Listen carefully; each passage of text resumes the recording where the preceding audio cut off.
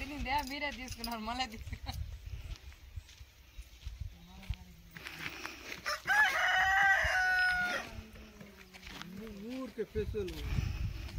ఊరికేనా ఇది ఆ పక్క ఇంట్లో ఉంది సార్. దీనికి ఏమైనా ఉందేమో పోయిన వారం ఎట్లా తిన్నామా పెరుకొని తిన్నామని ఇప్పేసి తిని ఈ పెరికి చూసేసి పోయింది సార్ శాంపుల్కి.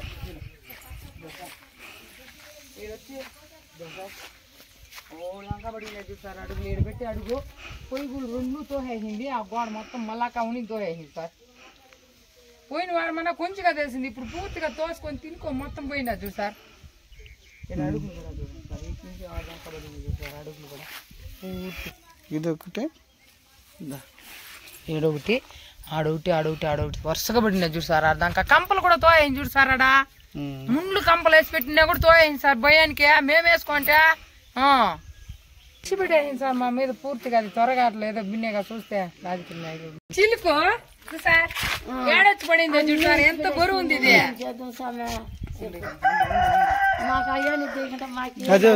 ఎంత బరువు ఉందో చూడు సార్. చిల్లుకు పేరుకాడు బారేసి బీగంకాయ బీగం ఆడేసి వాళ్ళ ఇంటికాడికి పోయింటే కూడా అది కూడా పేరుకాడు బారేసింది చూడు సార్. ఇంట్లో ఎంత ఘనం ఉంటుంది ఇది.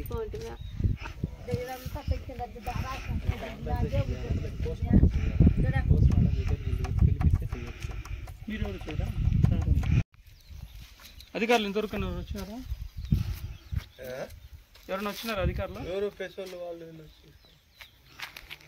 అధికారులు ఎవరు రాలా, పెసోళ్ళు వచ్చినారు.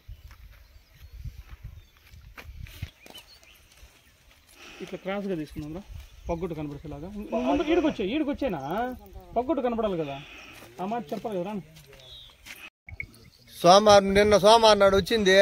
ఈ సోమవారం మళ్ళీ వచ్చి మా ఏనుగు వచ్చి మళ్ళీ మా ఇల్లు అంతా దెబ్బేసి మమ్మల్ని ఎవరు పట్టుకోవాలి, అధికారులు ఎవరు పట్టించుకోవాలి మమ్మల్ని. దాన్ని మీరే గమనించండి. మాకేమో జాగన్నో పాడు ఏమన్నా చూపియండి, మేము కట్టుకుంటాము. ప్రాణ భయం ఎక్కువ ఉండదు, ఎవరు పట్టించుకోలేదు. సోమవారం వచ్చింది, మేము ఇంట్లో పనుకోంటే మళ్ళీ గోడ అంతా దొల్లిచ్చేసి పూసింది.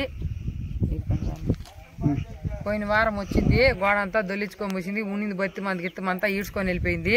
పోయిన సోమవారం రోజు జరిగింది. మంగళవారం రోజు మేము పోయినాము, వాళ్ళు ఏమీ పట్టించుకోలేదు. బత్తి అంతా ఈడ్చుకొని తినేసి వెళ్ళిపోయింది. ఫారెస్ట్ వాళ్ళు ఒక ఓన్గా 3,000 ఇచ్చినారు గిల్లోళ్ళకి అంతా తినండి అనేసి. దాన్ని ఎత్తుకొని ఒక పూట తింటే ఒక పూట తినకుండా ఉన్నాం. మళ్ళీ పోయిన పొద్దున్న మేము వచ్చి పొయ్యిగుళ్ళంతా తోసేసి తలుపులంతా తోసుకొని దూడ దొక్కేసి దూడ మీద రాతి కోసం అంతా దొల్లించుకొని ఉనిందంతా పోయింది. అరిచి అపరించుకొని మళ్ళాక వాళ్ళ ఇంటి దగ్గరికి పరిగెత్తి వెళ్ళిపోయినాము. ప్రభుత్వం నాయకులు పట్టించుకోలేదు. మాకేదైనా న్యాయం జరగాల. రాత్రి ఇల్లు చేయదు, వాళ్ళ ఇంటి దగ్గర పడుకొని లేచి వచ్చినాం భయానికి. అంటే ఏనుగు వచ్చినప్పుడు ఇంట్లో ఉన్నాము, వాళ్ళ ఇంటి దగ్గర ఉన్నాము. పైన వాళ్ళ ఇంటి దగ్గర నుంచి లేచి వచ్చినాము దొల్లిచ్చే కుదిరికి. ఇంకేం చేయదు, ప్రాణమన్నా మిగిలించుకోవాలి కదా సార్. ఇప్పుడు ఈ పిల్లలంతా మేమేం చేయదు, 3 పిల్లలు ఆడపిల్లలు మాకి, వాళ్ళైనా మిగిలించుకోవాలి కదా. వాళ్ళ ఇంటి దగ్గరికి పోయేసి వచ్చే కుదిరికి ఇదంతా దొల్లిచ్చేసి సౌండ్ వచ్చే కుదిరికి పరిగెత్తి లేసి ఏనుగు వచ్చినప్పుడు మీరు ఎక్కడ ఉన్నారు? అక్కడ ఉన్నాం, వాళ్ళ ఇంట్లో పడుకున్నారు. మీకు ఏనుగు వచ్చిందని ఎట్లా తెలిసింది?